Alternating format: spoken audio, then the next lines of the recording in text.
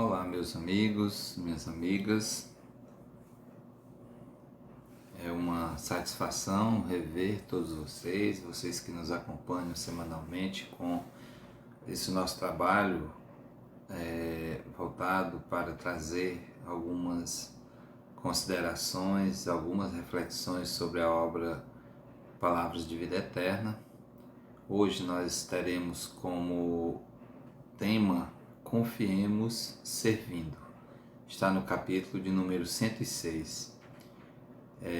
Esse capítulo vai ser discorrido por Emmanuel a partir de um pequeno trecho do Evangelho de Tiago, da carta de Tiago, que está no capítulo 2, versículo 17, que diz o seguinte: assim também a fé, se não tiver obras, está morta em si mesma. Fazendo uma pequena pesquisa sobre algumas outras obras que tratem desse mesmo versículo, capítulo e versículo, a gente encontrou uma obra também psicografada por Chico Xavier e pelo espírito Humberto de Campos, intitulado Reportagens de Além Túmulo. Está no capítulo 2, intitulado Irmão Severiano. Então, Humberto de Campos vai trazer aqui a situação do Severiano Fagundes, que era um dos melhores dialogadores. Aqui ele utiliza a palavra doutrinador, que era o termo utilizado à época, mas hoje utilizamos a palavra dialogador. Então, era um dos melhores dialogadores do Espiritismo numa das capitais brasileiras. Então, ele tinha uma ação vibrante, tinha um verbo vibrante, né? Que era admirado nas tribunas doutrinárias. A sua presença era um estímulo aos companheiros de seara, tinha um temperamento expansivo, enfim, era um trabalhador dedicado à doutrina, era um trabalhador dedicado à realização de suas atividades, seus compromissos doutrinários, seus compromissos no âmbito da reunião mediúnica. Enfim, era um trabalhador dedicado que servia de modo incessante, né? Contudo,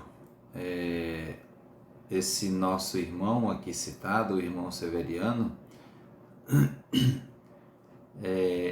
tinha algumas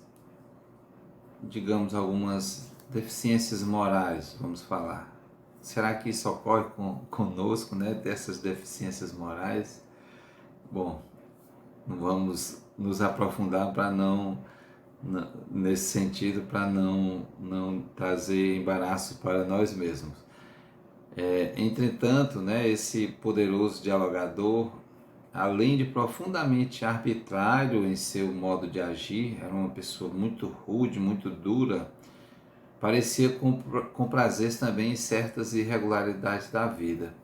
Então, se algum companheiro se aproximava prudentemente, ele falava dos perigos, né, que ele estava correndo diante de suas atitudes. Ele não levava muito a sério, dava de ombros, né, e dizia: ora, mas que tem isso, são futilidades, né, da existência humana. A verdade é que nunca me viram faltar aos deveres para com a doutrina. E aqui nos chama a atenção isso: nunca me viram faltar com os deveres para com a doutrina, faltar aos deveres para com a doutrina.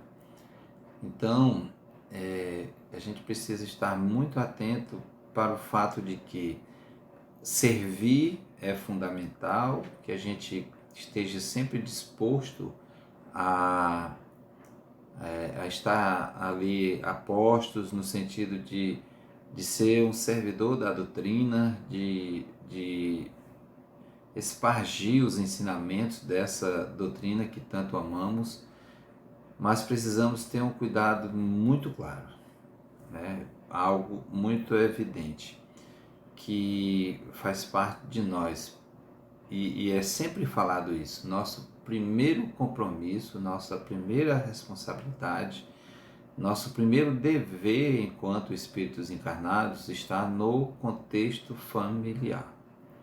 Nós não podemos esquecer isso jamais.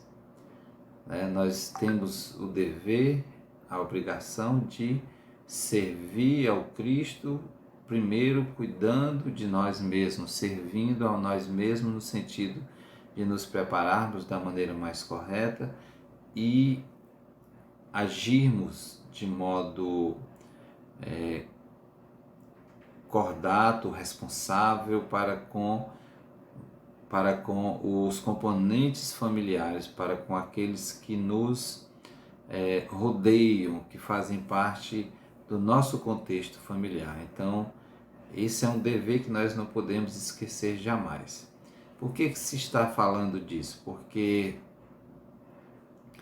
chega o momento do irmão Severiano desencarnar, então ele, chegando ao mundo espiritual, ele se encontra com ele mesmo, sem os véus, e ele imaginava, ele compreende, entendeu que chegou do outro lado, que havia desencarnado, mas ele se decepciona porque não encontra as pessoas que ele imaginava que iria encontrá-las, E o que ocorre? Ele passa a ter uns sentimentos de tristeza, e acaba num dado momento fazendo uma prece fervorosa para Deus, procurando amparo, procurando ajuda, e assim de fato ocorre, e se aproxima, chega até ele, um irmão, um espírito que vai em busca de ampará-lo, e aí há um diálogo, é travado um diálogo entre eles, Então o espírito, o que estava assistindo o que estava assistindo o irmão Severiano, ele se dirige até ele, chegou para ampará-lo e diz, irmão Severiano pergunta para ele: irmão querido, perguntou este dialogador sensibilizado, por que sofro tanto em caminho sem luz? É que acendeste muita claridade, a resposta do benfeitor. É que acendeste muita claridade nos outros, mas esqueceste de ti mesmo. Severiano começou a explicar-se, lamentou sua situação, falou longamente, mas o mensageiro de Jesus interrogou com solicitude fraternal: irmão Severiano, serviste de fato ao Evangelho? Sim, replicou o mísero hesitante. Disciplinei muitos espíritos perturbadores, fazendo-lhes sentir os deveres que lhe competiam. A generosa entidade tomou um grande volume e afirmou com bondade: temos aqui o Evangelho, tal como o estudaste no mundo. Observemos o que nos diz a lição de Jesus com respeito à tua primeira alegação. E o livro abriu-se automaticamente, impulsionado por energias luminosas, apresentando o versículo 4 do capítulo 23 de Mateus.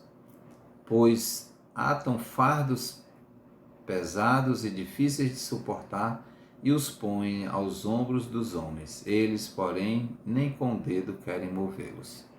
Então, falando sobre os nossos fardos, sobre as nossas responsabilidades, os nossos compromissos primeiros, que nós falamos em relação à família. E de nós e dos nossos daqueles que estão próximos, os nossos próximos mais próximos, que é o nosso primeiro compromisso, repetimos. Então, nessa relação, nesse diálogo, ele mais à frente, ele entendeu que não cuidou dele realmente, que não cuidou das responsabilidades iniciais que ele tinha como compromisso, e o que ocorre? O diálogo persiste, e mais à frente ele diz que tinha uma fé robusta. O benfeitor pergunta para ele, a entidade pergunta para ele o que ele teria mais a oferecer, e ele fala da fé, informando que guardou a fé, que foi uma fé robusta, que teve bastante fé nas afirmativas do irmão Severiano, e a entidade, do mesmo modo que na primeira questão, abre ali o livro e cai no capítulo, na carta de Tiago, capítulo 2, versículo 17. Assim também a fé, se não tiver as obras, é morta em si mesma. Então, Severiano, naquele momento, compreendeu todo a necessidade do que ele precisava ter de fato executado, o desenvolvimento que ele precisaria ter realizado, não uma fé que não demonstra a ação, uma fé que fica somente no verbo, na palavra, mas que não tem a atitude. Então, de fato, ele não cumpriu com aquilo que Tiago nos orienta, né? Se não tiver as obras, a fé é morta em si mesma. Então tem que ter a obra, tem que ter a ação, tem que ter a realização de um trabalho que toque não somente os corações daqueles que estão sendo assistidos, mas que nós igualmente aprendamos com aquilo que está sendo feito e que nós de fato sejamos transformados por essas atitudes, pelo estabelecimento da fé, mas principalmente pelas atitudes que devemos levar, que devemos realizar, melhor dizendo, ao longo da nossa existência. Então vamos rapidinho aqui voltar para o texto do Palavra de Vida Eterna. Vamos fazer a leitura aqui para ver o que Emmanuel nos traz. Asseguras o mérito da semente, valorizando-lhe as qualidades, mas se alguém foge de plantá-la, todo o teu esforço verbal terá sido vão. Gabaste de possuir primorosos talentos artísticos. No entanto, se não trabalhas por expressá-los, descerás fatalmente ao ridículo diante dos que te ouvem. Esboças valioso projeto para o levantamento de largo edifício. Entretanto, se não promoves a construção, os teus planos, por mais belos, estarão relegados ao mofo. Confias plenamente no credor que te emprestou recursos determinados. Todavia, se não pagas a dívida, será levado à insolvência. Apregoas as vantagens de certa máquina, mas se ninguém lhe experimenta os mecanismos na atividade, o engenho, por mais precioso, acabará esquecido por traste inútil.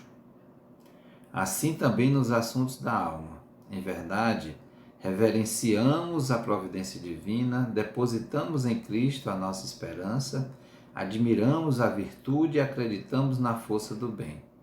Contudo, se nada realizamos na esfera das boas obras, a nossa fé pode ser vigorosa e resplendente, mas não adianta.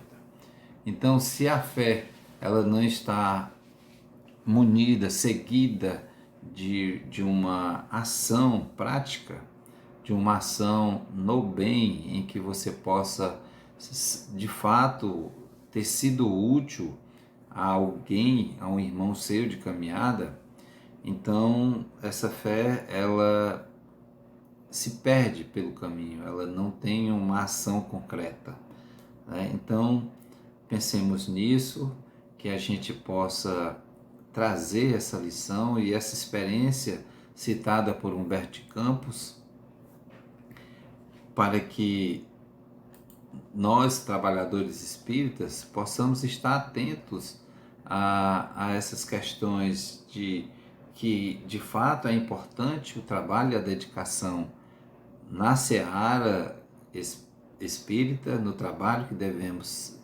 realizar para com os nossos compromissos espirituais, mas se esse trabalho ele está imbuído apenas de nós alimentarmos uma tola vaidade e achar que isso é suficiente para encontrarmos a luz quando deixarmos o envoltório corporal, não vamos nos iludir com isso.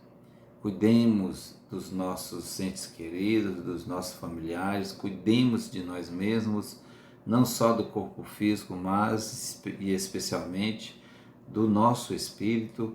Sejamos procuremos de fato a transformação moral para que, ao encerrarmos a nossa jornada aqui na Terra, esse período encarnatório que aqui estamos vivendo, a gente possa de fato chegar no plano espiritual com o mínimo da meta atingida, daquilo que propomos antes de vir, antes de encarnar, daquilo que nos propomos a realizar antes de encarnar, de reencarnar.